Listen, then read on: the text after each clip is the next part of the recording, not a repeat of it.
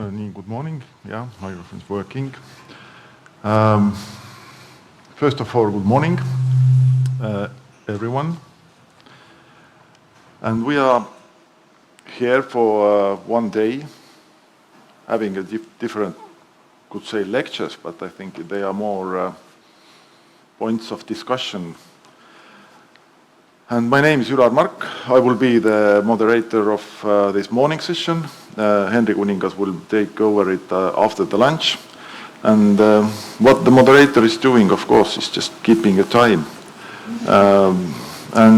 First, welcome words. We have three important persons. I think you can just come to stage. Marilyn Michelson, Director General of Heritage Board in Estonia. Karen Jagodin, Director of Estonian Museum of Architecture, and Anni Martin, Ministry of Climate, Life, IP, Build, Est, and Heritage Home Project Coordinator. So we have two microphones. Well, stage is yours. Aitäh, tere hommikust ja tere tulemast. Lubage mul selle konverentsi päeva eel jagada mõned mõtted, millest me kolleegidega oma majas rääkinud oleme viimasel ajal ja mis on meile olulised. On fakt, et meid ootab kliimakokkulepete eeltäitmiseks ühiskonnana ees suur pingutus saada oma kodud keskkonna ja energiasäästlikumaks. Erialaringkondades on juba pikalt levinud see väljend, et kõige rohelisemad majad on need, mis on juba ehitatud või mis jäetakse suisa ehitamata. Seega ainuõige on viis pöörata pilgud juba olemasolevatele hoonetele, et leida lahendused nende jätkuvaks säästlikumaks kasutamiseks. Muinaskodud, mille eest meie kõige rohkem südames muret tunneme, ei tohi selles protsessis jääda pealtvaataja rolli, sest nende kasutuses hoidmine tagab meile olulise kultuuripärandi säilimise, atraktiivse elukeskkonna ja väiksema keskkonna jalajälje. Selleks, et tagada ehituspärandit väärtustav areng, tuleb teha korrektuure senises ruumipoliitikas. Uue kultus tuleb asendada armastusega vana vastu. Samuti muutub üha olulisemaks teadvustada ehituspärandi tähtsust kohaliku identiteedi kujundajana. Korrastatud hooned ja sellest tõukuv positiivne kohakuvand tõstab uhkustunnet oma kodu üle ja tugevdab ka kohalikke kogukondi. Oleme teinud energiatõhususe valdkonnas väga olulisi edusamme ning sarnaselt teistele Euroopa riikidele otsime igapäevaselt ajaloolistele hoonetele rätsepa lahendusi, et tagada nende hoonete suurem energiatõhusus ja samas hoida nende unikaalsust, väärtust. See ei ole alati lihtne. Võime vast kõik nõustuda sellega, et kõige nutikamate lahendusteni jõutakse alati koostöös, mitte üksinda pusides. Just seda silmas pidades on ellu kutsutud seesama projekt, mille raames me täna siia kõik kogunenud oleme. Just selle projekti raames toimuv tänane konverents pakub meile unikaalset platvormi erinevate maade valdkonna spetsialistide teadmiste ja kogemuste vahetamiseks. Kasutame siis seda suurepärast võimalust kuulamiseks, küsimiseks, üksteisega suhtlemiseks ja ka lihtsalt niisama rõõmsaks koos olemiseks. Ja lõpetuseks üks mõte Austria zooloogilt ja Nobeli auhinna laureaadilt Konrad Lorentzilt, kes on tabavalt öelnud, et tsivilisatsiooni kaks suurimat lootust on huumor ja uued teadmised. Jägagem siis neid täna lahkelt. Mõnusat konverentsipäeva. Loodan, et tuleb palju toredaid ja valgustavaid uusi ideid. Aitäh!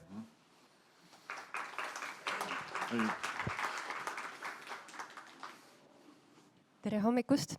On rõõm teid kõiki tervitada siin Rotermanni soolalaos arhitektuurimuuseumi nimel. Hea meel, et olete valinud just meid oma konverentsipäeva asukohaks. Asume ju arhitektuurimälestises, asume muuseumis ja kui ma mõtlesin selle peale, et mis siis on muinsuse väärtuse rõhutamise, kliima ja jätkusuutlikkuse kõrval see, mis mõtte või sõnumi muuseum täna teile kaasa peaks andma, siis arhitektuurimuuseum on tegutsenud organisatsioonina ligi 35 aastat, varsti saab 30 aastat siin majas ja see muuseum kutsuti ellu selleks, et uurida, säilitada vahendada, koguda professionaalset Eesti arhitektuuri 20. sajandi algusest kuni tänapäevani välja.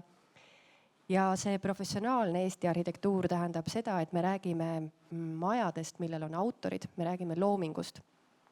Ja ma arvan, et see on üks aspekt, mida kõikide nende teiste väga oluliste võtmesõnade nagu jätkusuutlikkus, materjalide taaskasutus, ehitatud pärand, selle taaskasutamine, väärtustamine ka silmas pidada, et kõikidel nendel majadel on autorid, me räägime inimeste loomingust, me räägime arhitektide pärandist.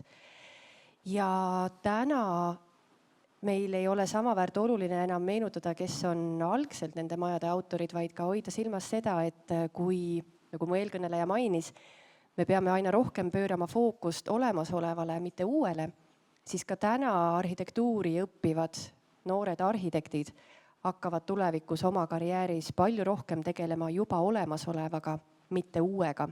Väljakutseks ei saa mitte enam mõelda välja uusi põnevaid teoseid, vaid olla kaasatud nendesse protsessidesse, kus tegeletakse olemasolevaga. Kuna te olete täna siin arhitektuurimuuseumis, siis teil on võimalus siin ka ringi vaadata. Nii et ütlen väga lühidalt, et te olete oodatud ringi käima terves majas. Kes ei ole siin varem olnud, siis meeldetuletuseks esimene korrus ja keldrikorrus on meil püsiekspositsioonide päralt. Aga üleval saalis on hetkel väljas Tallinna arhitektuuribiennaali näitus, mis on äärmiselt teemakohane ka selles tänases teemafookuses, millest teie siin arutlete ja mõtlete.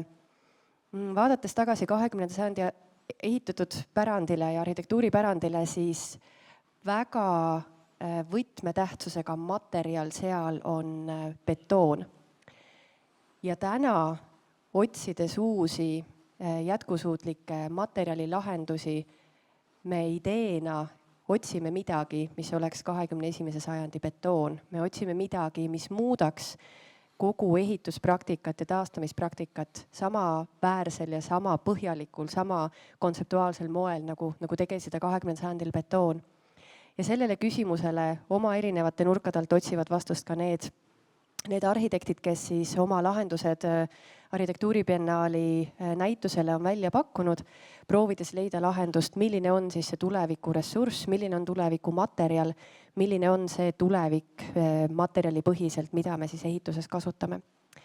Nii et soovin teile inspireerivat ja asjalikku päeva ja loodan, et kõikide nende ettekannete ja arutelude vahel leiate siis ka hetke natukene vaimupuhkust muuseumis pidada. Ilusat päeva teile!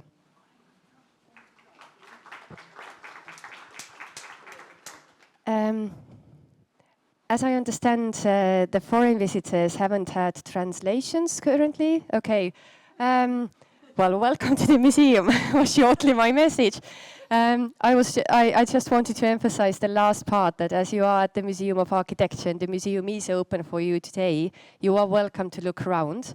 The downstairs and the ground floor are for permanent exhibitions, but currently upstairs, the temporary exhibition that we have on display is from the Architectural Biennale of Tallinn, and it's about resources for the future. So it's about what kind of materials in the changing environment that we are currently going through, we will be needing and requiring. So it's the main curatorial exhibition for the Tallinn Architecture Biennale. So you're welcome to visit around the house as well. Thank you. Anni, will you move a little bit to the big... Yeah. Now. Tere kõigile ka Kliimaministeeriumi poolt. Ma palusin ka slaide, aga ma ei ole kindel, kas need imekombel ilmuvad ekraanile.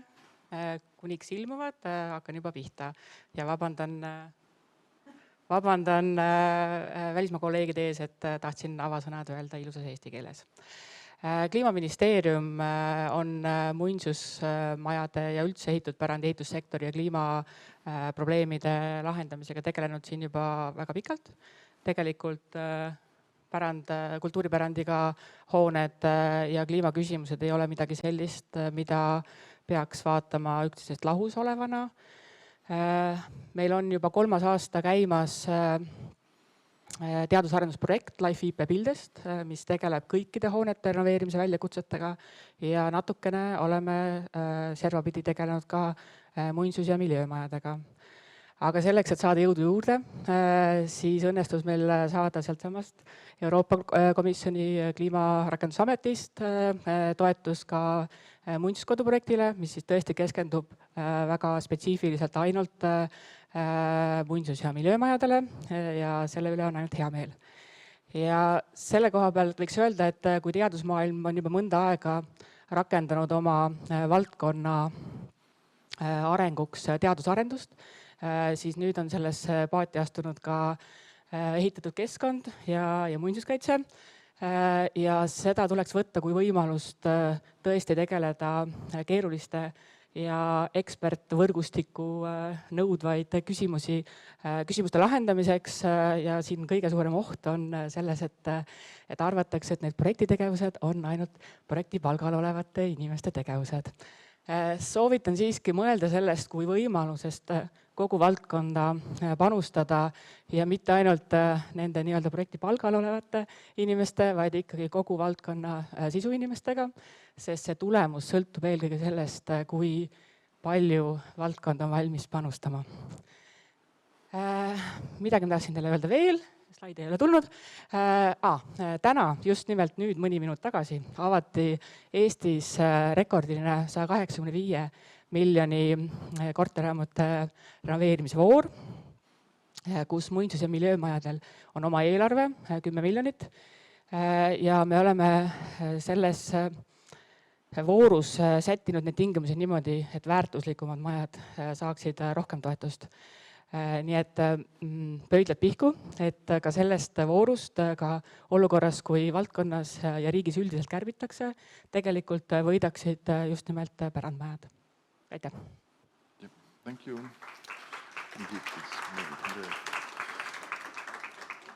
So, opening words, and now will come opening welcome lecture. Yeah. And please... can we have Riin Alatalu, who is ICOMOS Vice President and Vice Chair of Heritage Council Estonian Academy of Arts, and together with Ave Paulus, who is she's ICOMOS Estonia, President Climate Action, VG ICOMOS work on historical building in green transition. So, welcome. Welcome everybody to this meeting. Just a small erratum, it was my mistake to write with my handwriting. It's the Estonian Heritage Council and Estonian Academy of Arts Conservation. Yep. I will just move myself a little bit away. But we would like you also to welcome you on behalf of ICOMOS to this meeting.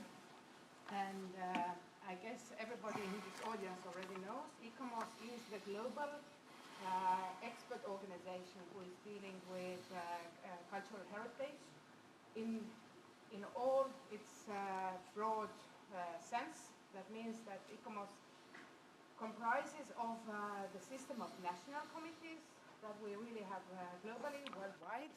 The majority of the active countries are participating. I think by heart it's 158 national committees that we have. Oh, thank you for noticing. And the other is the system of international scientific committees. And this network of scientific committees is about specific fields of cultural heritage, for example, like legislation or 20th century heritage or urban architecture or glass paintings or whatever. So it's a very, very broad scale that we are working with. And the role of ICOMOS as an international NGO is to advocate for heritage on all levels and by all means. So this is also the question why ICOMOS is involved in this Heritage Home project. Hello. I am very happy to see you all here, and I'm very thankful on behalf of ICOMOS Estonia. We are very thankful for all the presenters who have come, and we are very thankful for registration of more than 180 participants in Zoom, in live stream, and in presence. So I hope these 2 days will be very fruitful. especially discussions. What I want to start with is actually the work of ICOMOS on climate action. ICOMOS is exactly because of its wild words span has been pioneering in advocating cultural heritage in climate issues. The futures of our past was the documents composed by Climate Action Working Group in collaboration with very many experts, and has been pioneering in leading the way to both COP meetings as well as the European Standards and Heritage Green Paper. And one of the authors of that paper, these papers, is here. I'm very thankful, Robin, that you have joined us. And the other very important aspect I want to stress is climate justice. And that's why I have put as a beginning slide United Nations Special Report on Cultural Rights and Climate Change, where ICOMOS has made a very immense contribution, pointing out that concern for the welfare of future generations is already explicitly environmental. It should be also cultural. The extinction of species and habitats is at the same scale as extinctions of cultures and languages. And it is rapidly increasing. And it is not thinking about whether we have the ecosystem collapse and ecological collapse, but it is about when we have it. So let's be clear about that. And cultural rights report says that exactly very threatened are coastal and island nations and Arctic nations. And this is exactly what we are here in North Europe are. As that we should actually be very clear about, and this report says that too, and we have made a contribution to that, that actually low carbon or fossil fuel free cultures are the key to the futures, because we have to shrink. There is no question about, we can make tricks. We don't make tricks with physics. And that's why I have put this slide as a maybe to think about that with every presentation. And now exactly this ICOMOS European Cultural Heritage Green Paper that is made in cooperation with Europa Nostra, ICOMOS, Climate Heritage Networks, very many beautiful people thinking that how Europe's rich and diverse cultural heritage can help in this situation. And just briefly, that in the essence, heritage conservation, maybe I'm quoting you, Robin, now. Heritage conservation is the antithesis of the consumer society ethos of single-use disposability. It fights for the repair, use, and reuse of existing buildings, landscapes, knowledge, and resources. An ethic of stewardship that can be scaled out as both a pattern and an example to champion and guide models of a circular economy. And just to point out that about half of total GHG emissions and more than 90% of biodiversity loss and water stress come from resource extraction and processing of materials, fuels, and food. How green is solar panel imported from China? Very easy question about that. Every single North European law construction is much greener. As simple, starting with tools into the mechanism of all life cycle assessment.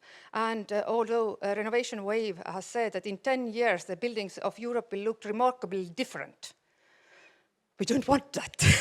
very easily said, because that means massive building, and we should stop at some point of historical landscapes, because Europe's landscapes are distinctive keepers of identity and keepers of that knowledge. When with all climate change issues, especially humidity and very high temperatures all over, we can look at the neighbors' solutions or move around. But the very principle of fossil fuel-free traditions in their environments is very crucial in solving the problem. And finally, about green paper, which is being revised, and it is just a matter of discussions again in the new situations, that all life cycle assessment should include resource and transport and tools. As soon as you put these three aspects into calculation, every single historical building is sky high compared to the modern new buildings. Plus, not 50 years time span, but in Europe we are not talking about 200 years time span like in Australia, but in Europe we are talking about thousands of years, as simple as that, not talking about ancient Near East or Near East. So I'm very thankful that Israel is with us too. So, yeah.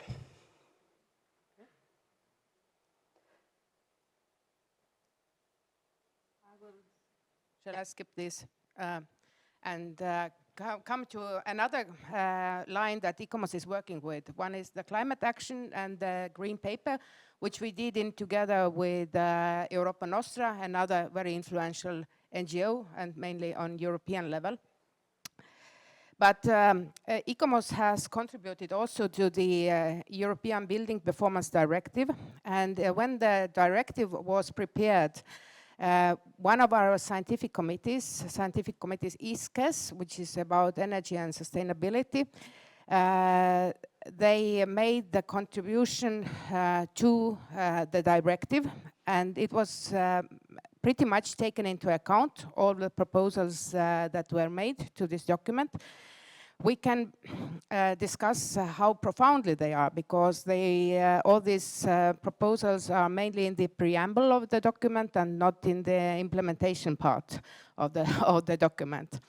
But inspired from this action and knowing that we have to work hard to get it implemented, not anymore on the EU level, but on the national level, we started a working group inside Europe, because it's a European document that consists of the representatives of European national committees and the members of this ICOMOS scientific committee to discuss the issues and to help our national committees, so country by country, to interfere into the debates on the implementation of a building performance directive in their respective countries. And we started it last May. We have had quite a lot of regular meetings, extremely interesting. We have really a very nice database on different information from different countries. And there are some issues that are mostly intriguing. One of them is how to define the buildings of architectural merit, because the Building Performance Directive allows you to make mitigations to buildings that have some kind of architectural merit, but it's left to the nation states how to define what is this building. And it differs country by country. And just now in Estonia, as Annie mentioned, but only in Estonian, in the beginning, just today was launched a huge grant scheme with 185 million euros for upgrading the apartment houses of different types. And there is a special provision for the protected monuments and also the monuments that are protected by Planning Act. We call them milieu protection areas here. So there is a provision and there is a better percentage, and we are very happy because we feel that ICOMOS influence has also been in this document, but it leaves alone the buildings that are not protected. And we know that we have quite a lot of vernacular architecture that is not mentioned in any planning or things like other documents like that.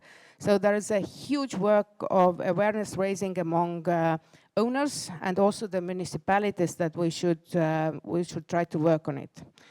And we will later have an intervention by Philip Hesse, because ICOMOS has now turned this project on international level into a research project called Futurhist. And they are working on practical solutions. But the key message I think that we managed to get into this European Building Performance Directive is that we don't want to get the exemptions to the heritage buildings, but we want the mitigations. There is a huge difference, because exemptions means that we also want to have the heritage buildings that are sustainable. And here in Estonia, we started with a meeting almost a year ago in Palmse to define this historical merit and discuss other solutions. Yes, and it happened in the Lahemaa National Park. Estonian national parks are unique in the sense that here we have vernacular architecture on state level protection. Valuable vernacular architecture protected by Nature Conservation Act. And we discussed there that actually in addition to listed buildings and milieu valuable buildings, those buildings should be treated as historical buildings with easement as well. Moreover, they have a lot to teach to us. And secondly, we were thinking about architecturally valuable buildings as traditional buildings. And there was under a discussion whether it is before 1940, the occupation period, or whether it is 75 years old, with the authorship rights and, going with the authorship rights, or where is this data then? But that is discussion not finished yet in Estonia. And being part of the Life Heritage Project, this event is one of the events where we are looking to the solutions, tailor-made solutions for historical buildings. And this project builds upon European Heritage Green Paper. And one of the aims of this project is to cooperate with the Nordic-Baltic region and with the International Council of Monuments and Sites. So that is exactly the theme of that conference and workshops too. So besides the conference itself, I really hoped we have great discussion in the panel discussions and in tomorrow in the workshop here. Thank you so much.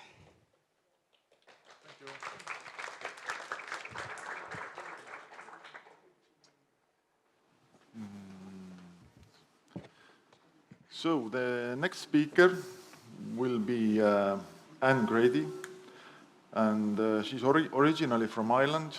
Anne Grady is a cultural heritage expert who has worked with the Irish Heritage Service, the National Museum of Ireland, the European Commission, and now with the Culture Committee of the European Parliament.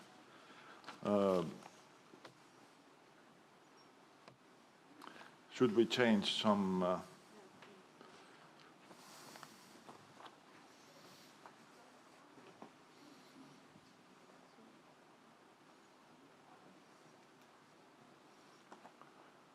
Hello, and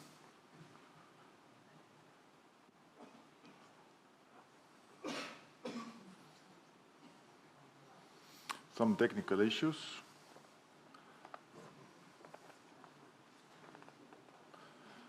This is specially meant for relaxing, thinking. What have you heard? Are you against it? Are you with them, with us?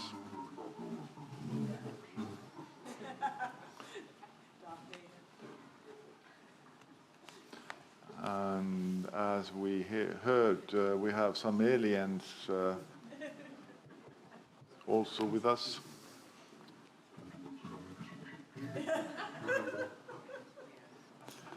They have same problems with heritage, I think. Yeah.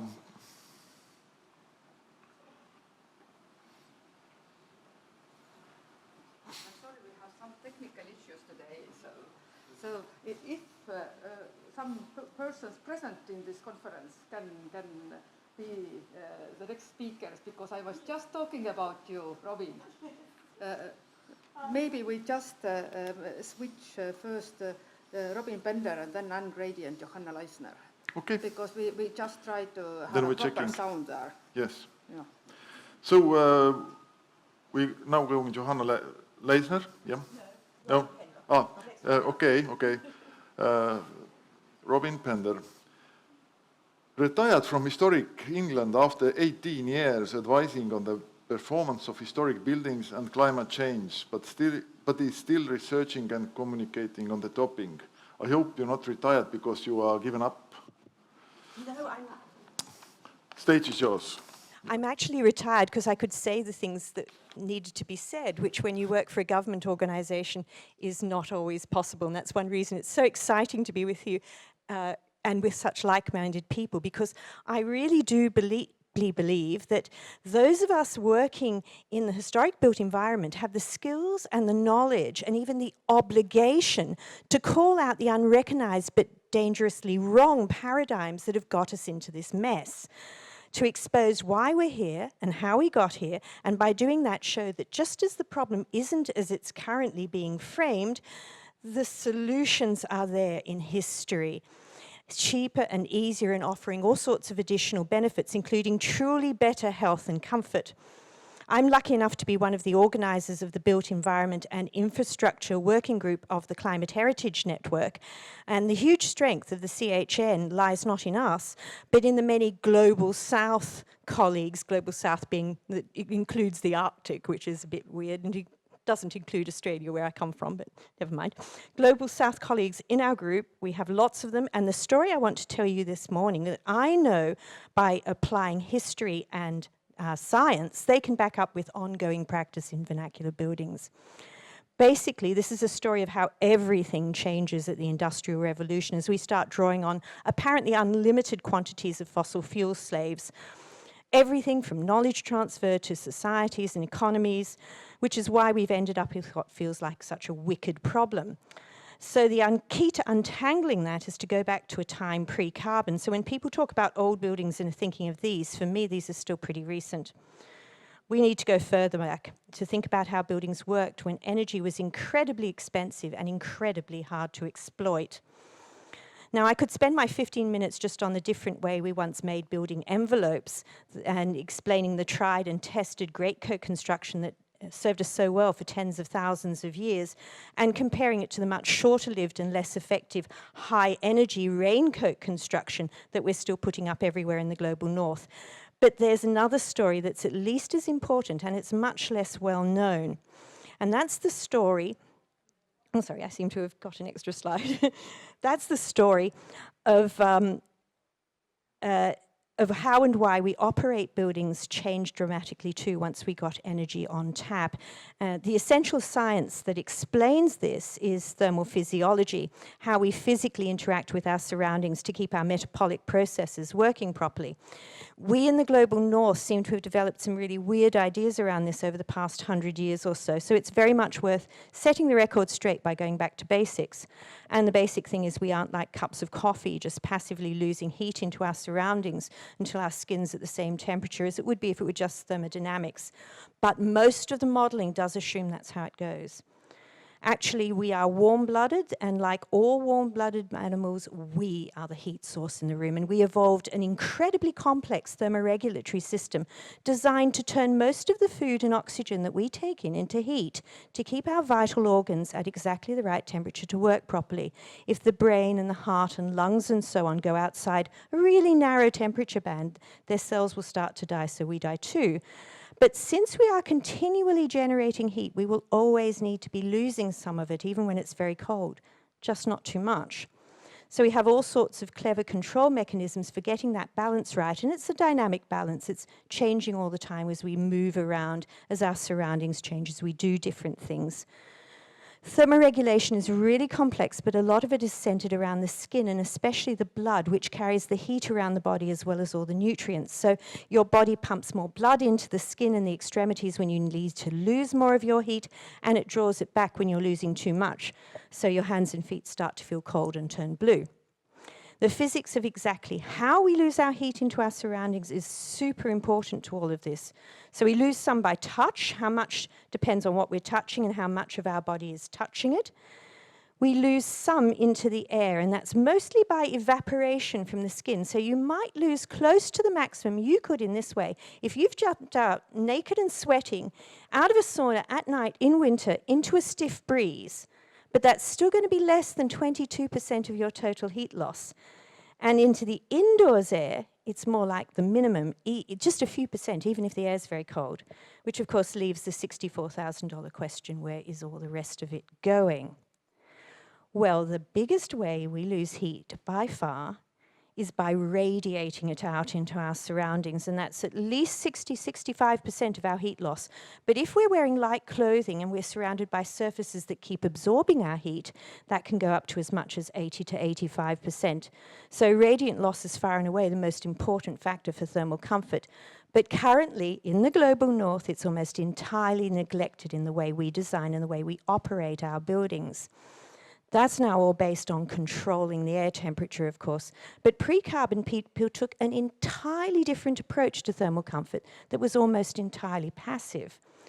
No, they didn't use fireplaces and stoves for that, except incidentally. That's a post-carbon idea that's been perpetuated by about 1 million video games and fantasy novels. The genuine medieval images show us those enormous hearths being used for tiny fires for cooking. They're that size to make sure they got rid of all the combustion gases. And when they're not being used for cooking, the pictures show them sealed over with panels and settles and cloth. In the north, we did get a bit of a blip of energy being used for heating buildings when the Romans arrived. They didn't know how to dress or build for the northern climate, but instead of learning from the natives with their trousers and thick earth walls and some passive tricks I'm going to get onto, they decided to try to transfer their hypercourse system from their bathhouses back in Rome into their villas. And just like us, the Romans are addicted to technical solutions to non-technical problems. They burnt so many trees to run this, it was really completely unsustainable. So it's no surprise when they left, the locals went straight back to what they'd been doing for centuries. And what they were doing and kept doing was this: slashing that huge component of radiant loss directly just by putting up simple barriers between their bodies and all the heat-absorbing surfaces around them. Draperies and canopies and rugs that could be hung up in winter and then could be stored away in summer when some radiant loss was actually really useful. They didn't need to cover all the surfaces, often just where people were sitting quietly. And the cloths weren't one-trick ponies. They were used at the same time to control air movement, that next biggest contributor to feeling too hot or too cold. And all this drapery was obviously effective. By slashing the biggest contributor to thermal discomfort without worrying about the air temperature, they could open their windows, even in winter, and we can see from the paintings that's exactly what they did. And we also know from what they wrote that masses of fresh air was exactly what they wanted too. And this way of controlling and exploiting radiant heat loss is still used everywhere in vernacular buildings in the global south. And what's exciting, but perhaps shouldn't be surprising, is how closely all this fits with the latest research from the thermal physiologists. They've been showing that exposure to temperature extremes can reverse not just obesity and blood pressure problems, but even type 2 diabetes. And if that's not enough, so perhaps actually it's no accident that the increase in those conditions in the global north mirrors the increasing control of interior environments. And if that's not enough, the physiologists are also pointing out that if we're exposed to a wider range of thermal conditions, then we're actually more comfortable too, because the thermoregulatory system is use it or lose it. So if you pickle yourself in controlled conditions, it shuts down and it takes a while to start it up again. And that means you end up noticing even the tiniest changes in your thermal surroundings, things that your body would normally just neutralize without you even noticing. And anyone who's ever been camping knows that's true. For the first few days, you feel every change in your bones, but then you barely notice them. And that's not psychological, it's physiological. So what happened to the draperies? 1 minute they're everywhere, and the next minute they're pretty much forgotten. In the UK, they disappear around the time of the Great Plague, and people did know that was spread by fleas, which gave the draperies a bad name and made them unfashionable. They'd probably have come back again, but lots of other things were changing at the same time. They'd started to make glass with coal, which made glazed windows affordable, so building envelopes start to change dramatically. And unlike, say, making bricks or lime, making glass wasn't a local activity. It needed not just masses of energy, but also special materials. So they used the new canals to bring everything they needed into one place, and then for sending the finished glass away to market. But this meant that glass had to be made by a company, an entrepreneur, and that's the beginnings of a commodity-led approach to buildings that's at the heart of many of our problems today, including all of our unhelpful siloing. It led to the tried and tested and localized and well-understood ways of building being abandoned in favor of the innovative and product-centered, unproven technology being favored over simple and holistic solutions. And Fahrenheit's thermometer is actually an example of exactly that. It's an exciting new toy for the engineers who then hunted for ways to use it. And on the back of it, they developed new theories of comfort that were all based on air temperature, and from that, all sorts of new inventions for heating the air. And of course, without the draperies and rugs, but with big glass windows, the houses of the 18th century must have felt pretty cold. You see stoves appearing here in the north in the early 18th century, followed in the UK by Count Rumford's grates, and those instantly become incredibly fashionable, with rich people putting them in every room, adding massively to London's smog, and also making the houses super drafty, so even more uncomfortable. So I'm not surprised that in the 19th century, they put lots of the draperies back again, although they seem to have thought it was just for controlling the drafts. And in the name of archaeology, they went and stripped back the pre-carbon buildings to their bare bones. They knocked off the lime renders that kept them dry, and they even pulled out the ceilings that kept them warm and passively lit. And of course, like all the other they pulled out all the other critical comfort fittings like the draperies and the paneling and the box pews, and then they added in things like coal-fired stoves. But because hot air rises, air heating has all sorts of unintended consequences, like causing drafts. And it's horribly inefficient because essentially what you're trying to do is use warm air to raise the temperature of all the surfaces. You know, also, I'm not even sure that we actually want what all this tight control is meant to deliver. You know, you might possibly be able to make a nice air temperature for someone sitting reading the Sunday paper, but then it's going to be much too hot for them the moment they get up to do the housework. The way they provided comfort in the pre-carbon period handled this effortlessly. You can see here the bride who has to sit still, has a cloth hung behind her, so she keeps warm without overheating all the other people who are dancing about. Now, you do see early on the thermal physiologists trying to call out the creep of air temperature as a proxy for comfort or health, but they were up against some huge market forces. This is the first constitution of what went on to become ASHRAE, the American Society of Heating, Refrigeration and Air Conditioning Engineers, and I think we can agree they succeeded beyond their wildest dreams. So it's painfully clear that even as we in the global north introduced more and more sources of thermal discomfort into our buildings, it led us just to throwing more and more fossil fuels at the problem. And once that energy waste becomes an issue in its own right, we start sealing our buildings up, which immediately gives us serious problems with indoor air quality. And again, the solutions get hunted for in technology rather than in science. So here we are now facing the inevitable horrible results of all of this. Well, you know what they say about repeating the same thing time after time, but expecting a different result, that it's the definition of madness. So I reckon it's high time we stopped, took stock, and considered the wisdom of going back and learning again, not just from our own pre-carbon past, from ongoing practice in the global south. And if we can break away from retrofitting as fabric first and focus instead of on people first retrofit, then all those pre-carbon passive systems we could rediscover don't just use very little energy to make and absolutely none to run, but unlike focusing on air temperature and U values and insulation, they actually fit with the background science and they go right to the heart of what's actually causing an individual's discomfort. So they can easily be tweaked for everyone's benefit, whatever people are doing in the space. All of which is not to say that modern necessarily means bad, and of course old isn't always a synonym for good either. They came up with silly ideas in the past too, like parapet gutters. And, you know, plumbing's great, even if we're not very good at it yet. And there are new materials like perspex that have the potential to become real game changers. Ceiling fans are terrific, so much better than the traditional punka wallers. And what about all those wonderful modern tools for warming people rather than the air, like heated blankets and cushions? These work so well and they're much safer than open flames or hot charcoal. And if we can run these people-centered things directly from nearby renewable sources, we'll really start to be getting to a better place super fast.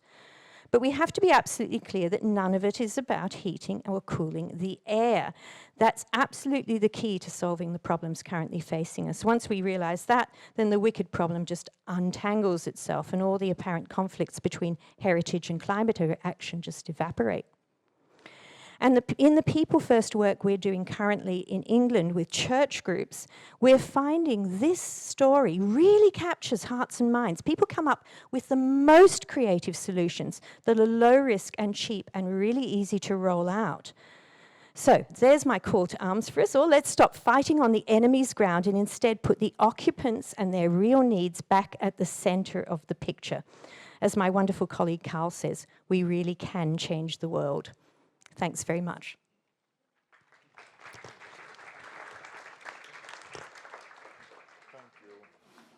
Thank you very much.